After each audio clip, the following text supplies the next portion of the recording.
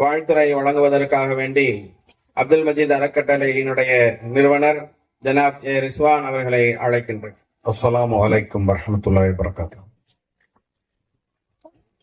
இன்னல் ஹம்துலில்லாஹி வ நஹ்மதுஹு வ நஸ்தஈனுஹு வ நஸ்தக்ஃபிருஹு வ நு'மினு பிஹி வ நத்தவக்கலு அலைஹி. நஊது பில்லாஹி மின் ஷுரூரி அன்ஃபுஸினா வ மின் ஷய்யாத்தி அமாலினா. மை யஹ்திஹில்லாஹு ஃபலா முضில்ல லஹு வ மை யுضللஹு ஃபலா ஹாதிய லஹு. வ அஷ்ஹது அன் லா இலாஹா இல்லல்லாஹு வஹ்தஹு லா ஷரீக லஹு வ அஷ்ஹது அன்ன முஹம்மதன் அப்துஹு வ ரசூலுஹு. ரப்பி ஸித்னி இல்மா.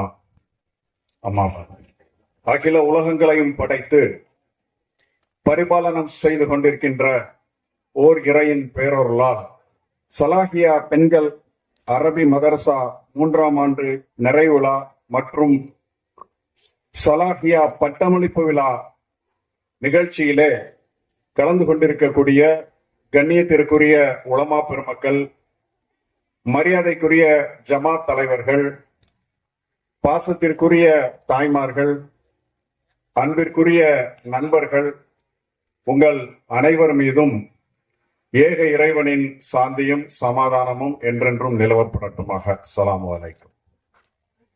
இந்த நிகழ்ச்சியிலே வாழ்த்துறை வழங்க வேண்டும் என்று கணியத்திற்குரிய உலமா பெருமக்கள் என்னிடத்திலே கூறியிருந்தார்கள்.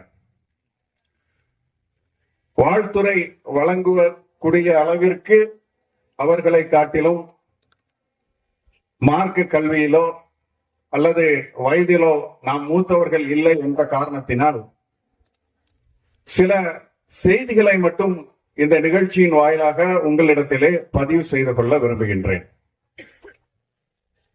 நபிகள் நாயகம் ஸல்லல்லாஹு அலைஹி வஸல்லம் அவர்கள் கூறினார்கள், ஒரு முஸ்லிம் ஆகிய ஆண் பெண் இருவருக்கும் கல்வி கற்பது கடமை என்று கூறினார்கள். அல்லாஹ் தஆலா தன்னுடைய திருமறை குர்ஆனினுடைய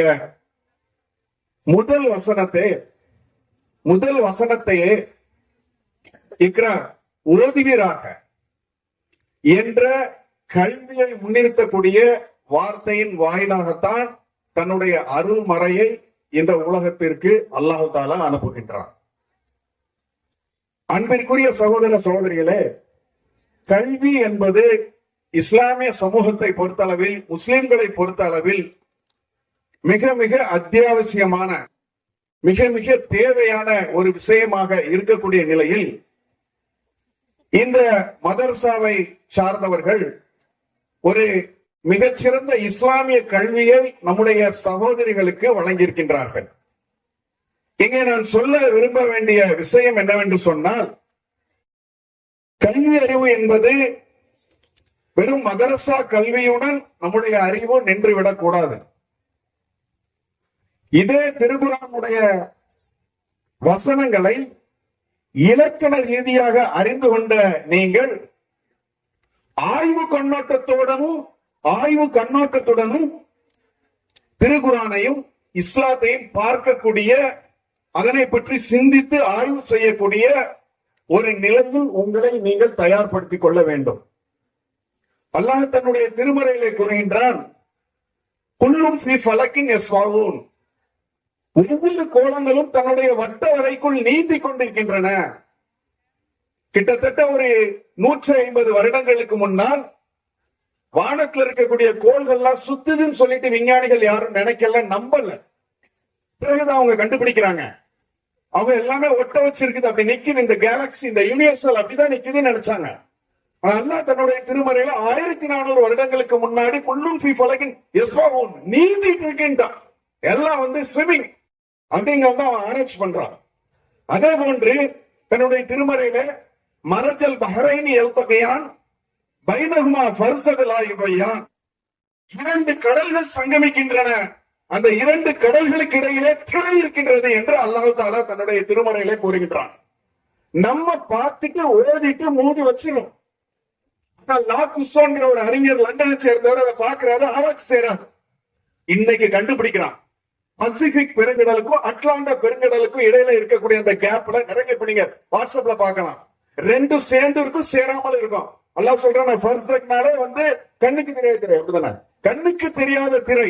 மரஜல் பஹ்ரைனி அல்தகியான் பைனஹுமா ஃபர்ஸகலா யுபயான் என்று அல்லாஹ் தஆலா தன்னுடைய திருமறை குர்ஆனிலே கூறுகின்றான். இப்படி அறிவின் கண்ணோட்டத்தோடும் திருக்குர்ஆனை பார்க்கக்கூடிய ஆற்றல் உள்ளவர்களாக நீங்கள் உருவாக வேண்டும். ஏன்னா எங்களுக்கெல்லாம் குர்ஆனை ஓததான் தெரியும், அதனுடைய இலக்கணம் எங்களுக்கு தெரியாது. தமிழ் ஆங்கிலத்தினுடைய கிராமர் இலக்கணம் தெரிந்த மாதிரி எங்களுக்கு அரபி இலக்கணம் தெரியாது. அந்த கண்ணோட்டத்தோடு எங்களுக்கு பார்க்க தெரியாது, வாசிக்க தெரியாது. உங்களுக்கு தெரியும், நீங்க படித்தவர்களுக்கு. அதே மாதிரி இன்றைக்கு தமிழ் சமூகத்தில் எடுத்துக்கொண்டால் தமிழர்களுடைய பண்பாட்டு விழுமியங்களோடு இஸ்லாத்தினுடைய, முஸ்லிம்களுடைய, ஏன் திருக்குர்ஆனுடைய பல்வேறு கருத்துக்கள் ஒற்றுமையாக ஒருங்கிணைந்து ஒரே நேர்கோட்டில் செல்கின்றன என்பதை நம்மால் காண முடிகின்றது. இன்னைக்கு தமிழ்நாட்டில் இருக்கக்கூடிய முஸ்லிம்களை, இந்தியாவில் இருக்கக்கூடிய முஸ்லிம்களை, இந்த நாட்டில நீங்க பிறந்தவங்க இல்ல, நீங்க அந்நியர்கள், உங்க மதமே அந்நிய மதம், இது அரேபியால இருந்து வந்த மதம் என்று ஒரு பிச்சலாட்டத்தை இன்றைக்கு சொல்லிக் கொண்டிருக்கக்கூடிய ஒரு நேரத்தில் பல்வேறு வகையான ஆய்வுகள் முஸ்லிம்கள் நாட்டை சேர்ந்தவன் சொல்லுது. அதனுடைய நீட்சி தானே ஏஆர் ரஹ்மானுடைய பிரச்சனை. அப்படி இதை எதற்காக வேண்டி சொல்கிறேன் என்று சொன்னால், நீங்க தமிழர்களாக இருந்தாலும் முஸ்லிம்களாக இருந்தாலும் நாட்டை சேர்ந்தவர்கள் இல்லை என்பதான ஒரு திட்டத்துடன் சங்கிகள் இறங்கி கொண்டு வந்திருக்கும் பொழுது இதே ஆய்வு கண்ணோட்டத்தோடு நீங்க பார்க்கணும். இன்னைக்கு கீழடியில் உள்ள ஆய்வுகள், அமர் ராமகிருஷ்ணன் ஒரு ஆய்வு செஞ்சு அவருடைய ஆய்வுகளை மத்திய அரசாங்கம், ஒன்றிய அரசாங்கம் ரிஜெக்ட் செய்திருது, தள்ளுபடி செய்து. இது நாங்க ஏற்றுக்கொள்ள மாட்டோம் சொல்லுது. அந்த ஆய்வுகள்ல கூறப்பட்ட இதே கீழடியில நம்ம ஊர் பக்கத்துல இருக்க நம்ம ஆதிச்சநல்லூர், தூத்துக்குடியில் இருக்கக்கூடிய ஆதிச்சநல்லூர்ல, மதுரையினுடைய சிவகங்கை பக்கத்தில் இருக்கக்கூடிய கீழடியில், கொற்கையில், சிவகலையில், இன்றைக்கு எடுத்துக்கொண்டிருக்கக்கூடிய துலுக்கரப்பட்டியில எல்லா இடத்துல பல்வேறு வகையான மண்பாண்டங்கள், பல தமிழர்கள் கண்டுபிடித்த பல பொருட்கள், பல உபயோகப்படுத்தப்பட்ட பொருட்கள், வீடுகள், வாழ்ந்த முறைகள்லாம் கண்டுபிடிக்கிறாங்களே. அதுல ஒரு மண்பாண்டத்துல ஆதம்ங்கிற பேர் இருந்தது. இதான் பாயிண்ட். ஆதம்ங்கிற பேர் என்னை கண்டுபிடிச்சிருக்கான். அப்ப ஆதம் அலைஹிஸ்ஸலாம் அவர்கள் எங்கு பிறந்தார்கள், வாழ்ந்தார்கள் நமக்கு உறுதியா தெரியாது. ஆனா ஆதம் பாவா மலை ஸ்ரீலங்கால இருக்குன்னு சொல்லப்படுது. ஆனா இன்றைக்கு அதே தமிழர்களுடைய பண்பாட்டு கூறுகளை ஆய்வு அடிப்படையில் கீழடியில் போய் அவங்க ஆய்வு செய்யும் பொழுது அதுக்குள்ள இன்னைக்கு என்ன வருது? ஆதம் முஸ்லீம், முஸ்லீம் கிட்டத்தட்ட 3000 ஆண்டுகளுக்கு முன்னால் தமிழ்நாட்டில் வாழ்ந்திருக்கிறார் என்று சொன்னால் இந்த நாட்டினுடைய மண்ணின் மைந்தர்களாக முஸ்லீம்கள் இருக்கின்றார்கள் என்பது ஆய்வு சொல்லுதா இல்லையா? நான் சொல்றது கற்பனை இல்ல, எவிடன்ஸோடு பேசிட்டு இருக்கேன். அந்த ஆய்வினுடைய அடிப்படையில் ஆதம், ஏன் புறநானூற்றை எடுத்துக்கிட்டீங்கன்னா பிசிராந்தையாருக்கும் கோப்பரஞ்சோழனுக்கும் நடைபெற்ற உரையாடலை பார்த்தீங்கன்னா, அந்த பிசிராந்தையாரே பிசிர் என்கின்ற ஊரில் இருந்து வந்த ஆதம் என்பவருடைய தந்தையார்ங்கிறது வரலாறு. பிசிர், ஆதம், தந்தையார், பிசிராந்தையார். இவர் தான் கோப்பரஞ்சோழனோட நட்பு கொண்டு இறந்து போறாருன்னு சொல்லிட்டு புறநானூறு சொல்லுது. இதனை எதற்காக வேண்டி சொல்கிறேன் என்று சொன்னால், சங்ககால தமிழ் இலக்கியங்களுடனும் இன்றைக்கு கண்டுபிடித்திருக்கக்கூடிய ஆய்வுகள் எல்லாத்துலயுமே நீங்க எடுத்து பார்த்தா, தமிழர்கள், இந்த பூர்வீக குடிமக்கள், இந்த தேசத்தில இருந்தவர்கள், 2000-3000 ஆண்டு தமிழர்கள் பழமைப்பட்டவர்கள் என்ற பேருண்மையை நம்மால் இன்னைக்கு அறிய முடிகிறது. இன்னைக்கு அவன் உயர்த்தி பிடித்துக் கொண்டிருக்கக்கூடிய சிந்து சமவெளி நாகரிகத்தினுடைய நீட்சி ஆரிய நாகரிகம் தான். ஆரிய நாகரிகம் தான் இந்த நாட்டினுடைய ஆரம்பகால நாகரிகம். வேத காலம் தான் இந்த நாட்டினுடைய ஆரம்ப காலம் என்று ஒரு கருத்தியலை இந்த உலகிற்கு பரப்பிக் கொண்டு வருகின்றார்கள். ஆனா ரியல் என்ன? அதையெல்லாம் தாண்டி இன்றைக்கு திராவிட நாகரிகம் தான் இந்த நாட்டினுடைய அடிப்படையான நாகரிகம் என்று கண்டுபிடிக்கப்பட்டிருக்கின்றது. அந்த திராவிட நாகரிகத்தினுடைய அந்த ஆய்வுகள்ல பார்த்தா முஸ்லிம்களுக்கு அதுல ஒரு பங்கு இருக்கும். ஒரு சில செய்திகளை சொல்லி என்னுடைய உரையை நிறைவு செய்றேன். இன்றைக்கு திருக்குறள் எடுத்துக்கிட்டீங்கன்னா, இதுவும் ஏன் சங்ககால தமிழ் இலக்கியங்களும் இஸ்லாமும் முஸ்லிம்களும் திருக்குர்ஆனும் நபி மொழியும் பல நேரங்களில் ஒரே நேர்கோட்டில் பயணித்திருக்கக்கூடிய பல சம்பவங்களை நம்மளால இன்னைக்கு பார்க்க முடியுது. திருக்குறள்ல சொல்றாரு, வெள்ளத்தனையது மலர் நீட்டம் மாந்தர்தம் உள்ளத்தனையது உயர்வுன்னு திருவள்ளுவர். நபிகள் நாயகம் ஸல்லல்லாஹு அலைஹி வஸல்லம் சொன்னார்கள், ஒருவருடைய எண்ணங்களை பொறுத்துதான் செயல்கள் அமைகின்றது என்று நபிகள் நாயகம் அவர்கள் சொன்னார்கள். பொருந்தி போதா? அதே போன்று பிறப்புக்கும் எல்லா உயிர்க்கும் என்று ஆரம்பமாகின்றது திருக்குறள். பெருமானார் ஸல்லல்லாஹு அலைஹி வஸல்லம் அவர்கள் சொன்னார்கள், நீங்கள் ஒரே தாய் தந்தையருக்கு, உங்களுடைய ரப்பு ஒருவன், உங்களுடைய தந்தை ஒருவன். இன்ன ரப்பக்கும் வாஹிதும் இன்னும் இப்போ அவாக்கும் வாய்க்கும் என்று சொன்னார்கள். உங்களுடைய தந்தையும் ஒருவன், உங்களுடைய ரப்பும் ஒருவன் என்று சொன்னார்கள். ஒரே நேர்கோட்டில் பயணிக்கின்றது. இன்பத்திற்கு பிறகு துன்பம் இருக்கின்றது என்று கூறுகின்ற திருக்குறள். திருக்குறள் சொல்லுது இடுக்கண் வருங்கால் நகுக என்று சொல்கின்றது. அதே மாதிரி தீயவன் ஒருவன் ஒரு செய்தியை கொண்டு வந்தா அது அப்படியே நம்பாதீங்கன்னு சொல்லிட்டு திருக்குறள் சொல்லுது. திருக்குறள் என்ன சொல்லுது? எப்பொருள் யார் யார் வாய் கேட்கணும் அப்பொருள் மெய்ப்பொருள் காண்பதறிவு என்று சொல்கின்றது.